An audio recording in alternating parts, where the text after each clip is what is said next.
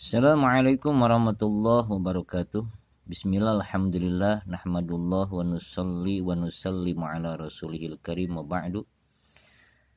Wargi-wargi sadana kaum muslimin rahimakumullah. Insyaallah dina kesempatan anu mulia ieu sim kuring bade belajar ngalogat kitab Sulamun Taufik versi Sunda. Mang orang kawitan. Bismillahirrahmanirrahim. Bismillahi ngawitan abdi ngaos kana ieu kitab Sulamun Taufik kalawan ngalap berkah tur nyuhunkeun pitulung ka zat anu jenenganna Allah. Sifatna Allah Ar-Rahmani anu mapanan nikmat di dunya sinareng di akhirat.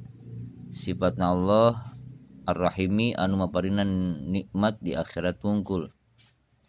Alhamdu ari sadaya jenis puji anu opat lillahi eta tetep kagungan Allah Rabbil alamina anu mangeranan sadaya alam.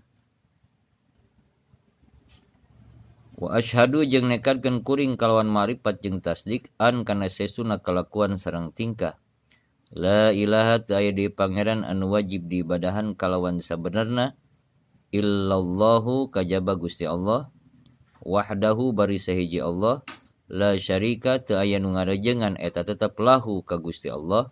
Wa asyhadu jeung nekadkeun kuring kalawan ma'rifat jeung tasdik anna Muhammadan saestuna Kangjeng Nabi Muhammad abduhu eta hambana Allah wa rasuluhu sareng utusan Allah sallallahu alaihi wasallam shalla muga namihan rahmat saha Allah Gusti Allah alaihi ka Rasulullah wa sallama sareng mugi namihan kasalamatan Allah wa ala alihi sareng ka kulawargina Rasulullah wa sahbihi jeung ka para sahabatna Rasulullah wattabi'ina jeung kanu turut kabeh.